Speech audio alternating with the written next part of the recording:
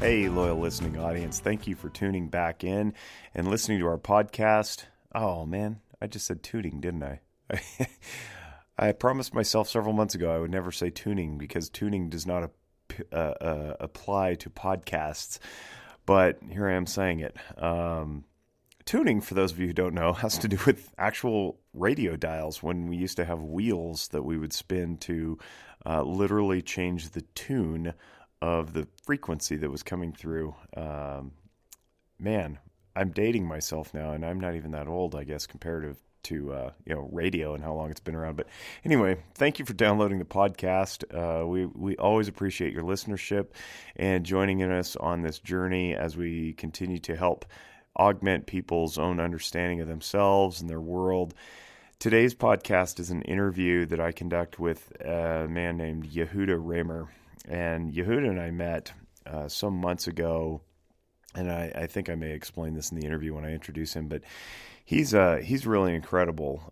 Orthodox Jew and part of the gun community, and he's a pretty vocal proponent for Second Amendment rights and whatnot, but he also writes children's books on firearms safety, and he's just really fascinating. But I interviewed him because today's, it happens to be the day after Holocaust Remembrance Day that we record this. And I think it's really important that people understand Jewish tradition and why the Holocaust is important. So I talked to him about that, but then the conversation ends up wandering into motivation and self-growth and personal insights and family systems and history, and I think it's really, really cool, and I think it applies to a broad audience. So I hope you find it as interesting as I did when I was doing the interview. As always, we're brought to you by Zephyr Wellness, my company here in Reno and Sparks. My co-owner, Lindsay Bell, and I have been working really hard to bring good, high-quality mental health services to the Northern Nevada area for several years now, and we're really proud of what we've built. So check out zephyrwellness.org if you get a chance, and also we're going to tie in a link, but in the meantime, check out walkthetalkamerica.org or WTTA.org. That's where you can take a free and anonymous mental health screening. So if you think you're struggling with something, go to WTTA.org. And there's like 13 different screening tools you can use to evaluate where you are mentally. Totally free, totally anonymous, powered by Mental Health America. Find out more at mentalhealthamerica.net. We're also sponsored by Audible, and we're really happy to have that sponsorship because everybody wins with audiobooks. If you want a free 30-day trial, no commitment whatsoever, you can go to audibletrial.com/nogginnotes and help support us. You download your free 30-day trial, you get a free audiobook to go with it, and then you have access to Audible's completely unmatched selection of audio titles and media. audibletrial.com/nogginnotes. If you don't know what audiobooks are, it's basically a book, but in audio version, which is super cool because you just download it to your device and then slap in your earbuds and you can listen while you can listen to books and whatnot, print media, voiced over by professionals or any sort of comedy, that kind of thing, while you're doing chores or you're driving around town or whatever through your Bluetooth and your audio. So in your car, your Bluetooth audio in your car. So please check out audibletrial.com/nogginnotes. Get your free 30-day trial. Cancel anytime. Keep the thing that you downloaded, and help everybody out and while expanding your own knowledge base. I hope you find this interview educational. I know I certainly did. Enjoy. So we're talking today with Yehuda Remer. Hello, Yehuda. How are you? I'm good. How are you? I'm excellent. Thanks. First question, I never actually asked you this, is I want to get a clear understanding. Yehuda means something, and if I'm somewhere in the cobwebs of my brain, maybe from like a Hardy Boys book when I was younger or something, does it mean like honored or exalted or something like that? Not necessarily. It was one of the 12 tribes names. To my knowledge, there's no actual meaning of the name. There's no translation. It's just a biblical Jewish name that, we've had since the time of the 12 tribes. Oh, neat. Okay. Well, see, we're learning already, and we're only 36 seconds into this thing. So you and I met and I'll let you introduce yourself in a minute here. You and I met through this organization that I've become a part of, Walk the Talk America. Walk the Talk America is trying to merge the cultures of gun ownership and mental health. I'm the mental health guy, and so I've been introduced to a large portion of the firearms community, of which you are a part, and you go by the moniker the Pew Pew Jew, and I think that's awesome. It rhymes. It's great. Pew Pew, for those of you who are listening who are not familiar with Second Amendment communities, is like a little shorthand for when you shoot a gun. Like in the old cartoons, it went pew pew, and so that's like, we're going to go pew pewing or something. So you're the Pew Pew Jew, and you've got a whole brand behind you, and it's really cool. But we met in Arizona a few months ago and started to get to know each other. And what I really like is that you write children's books on firearm safety, and that's really cool. And I want to pause there and let you explain the rest of what it is that you do.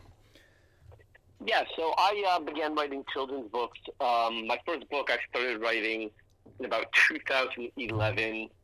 The book is titled Safety On, an Introduction to the World of Firearms for Children. And I wrote it because my parents found out, even though I was married, living out of the house with 2 kids, but my parents found out I owned a firearm, and they kind of, went all Chernobyl on me, total nuclear meltdown, and I decided I needed to educate my children. And I was a gun owner, but that was about it. Just your average run-of-the-mill. I bought my Glock 19 as my first gun owner, and I was shocked to discover that there was no children's book devoted solely to firearm safety. A book that a child would be able to read, as well as a parent would be able to read to a child. So I set out to write my first book, and it took me about 5 years to get it published. Wow. Why did it take so long? That seems crazy. I wrote the book relatively quickly. I started shopping it around, and then Sandy Hook happened. And I was turned down by over 35 publishing companies, 35 literary agents. We're talking about no one wanted to go near or touch a book that showed children and guns in a positive light. Wow. So I was kicked down to the ground over and over and over and over. And like I said, it took about 5 years to get my first book published, but 3 years after my first book published, I now am an author of 6 books. That's so cool. And I am the proud owner of one Safety On copy. And I read it to my children the other night, and one of them is old enough to understand. He's 4.5. The 2.5-year-old just left the bed like he always does, whether we're eating Berenstain Bears or anything else. And Elijah was super enthralled, and now he's running around the house with his toy. He's got some toy guns that I gave him that were mine years ago, and he says, "Never point it at people. Always put it away so that Ethan doesn't get." Ethan's the younger brother. And I couldn't be prouder. Like, one reading of the book, and he's like got 2 of the 4 basic rules down. It's pretty sweet. Yeah, I mean, it's great to hear stories like that. I know, and I'm going to use this moment to do a little bragging rights, but I was at a SHOT Show. I bumped into Boone Benton, from Benghazi, and I gave him my books a couple of years ago, and we were talking on Tuesday or Wednesday last week. We just bumped into each other, we're just chatting, and he's like, I just want to let you know that I read your book to my kids all the time. That's super. And I'm like, whoa, like, that's cool. When one of the freaking American heroes of Benghazi is telling you that he uses your book to educate his children on firearm safety, I mean, that kind of raised my ego just a tad. You're allowed to have that. For the listening audience, because our listening audience is not full of a bunch of gun owners. I don't think. I think most of who follows us is clinicians or random audience listeners who just want to learn about like insights to mental health. And I promise listeners we will get to the Holocaust that I teased in the intro. But maybe you could explain a little bit what SHOT Show is, because you and I both went down for that. I was overwhelmed, and then also who this guy is who is reading your books. Yeah, so SHOT Show stands for Shooting, Hunting, Outdoor, and Trade, and it basically is a industry show for anyone or any company that has call it the latest guns, if you're into hiking, the latest hiking boots or backpacks, hydration packs. tactical gear. I mean, anything dealing with either shooting, hunting, outdoor, or trade. Really anything. And it's about 12.8 miles worth of booths. I think last I saw, if you would want to hit every booth there from opening till closing over the 4 days, it would take, you were only allowed to use about 22 seconds per booth.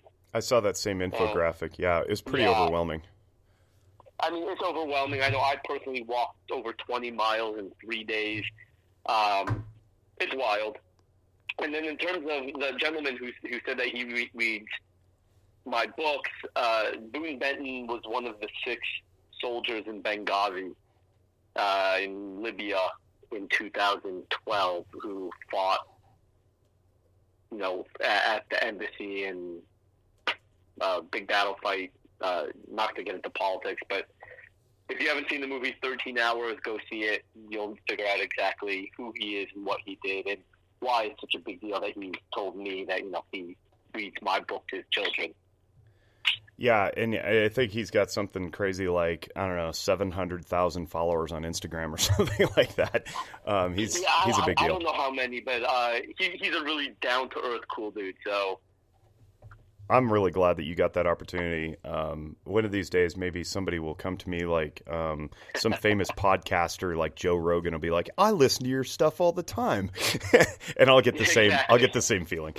So anyway, I appreciate the introduction. Thank you. I wanted to talk specifically because we just had Holocaust Remembrance Day. We're recording this on the 28th of January, and I believe it was the 27th or 26th, wasn't it?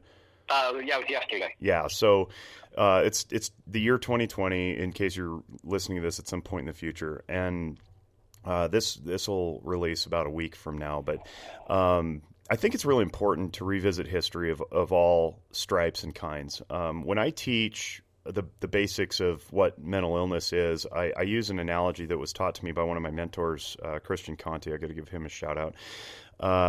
And I loosely say that depression is when we fixate our thoughts on something in the past that we can't do anything about, and because it's dead and gone, and when we can't change it.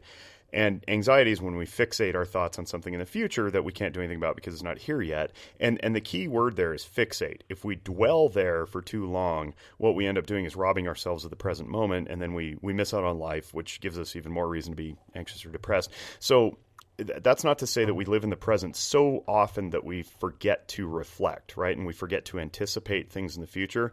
So I don't want to make this a sad tale of woe. What I want to do is I want to make it educational so that we're revisiting history in order to notice some things, maybe some patterns, so that we don't replicate what has already been learned in the past. And then also, I want to create some empathy and a space for personal awareness for people who don't understand the family histories of people who descended from Holocaust survivors, and then talk about culture broadly. So I want to pause there because that's like my tee up for you to say what you're going to say about your family and all that stuff. So take it away, and I'll just sprinkle in questions as they pop into my head. Yes. So yesterday was International Holocaust Remembrance Day, and means a lot to me. I lost over 60 relatives during the war, in the Holocaust particularly, and although I lost a countless amount of relatives, I did have the honor, I guess the privilege, I don't know the right word, but to actually grow up with both sets of grandparents. That said, all my grandparents have passed except my grandmother. But yesterday, the shirt that I posted, my grandfather was born in a city called Lodz, and when he was 13, he had numbers tattooed on his arm. He then went to 11 out of 12 concentration camps. Wow. In the Poland, Germany area. He was transferred numerous times.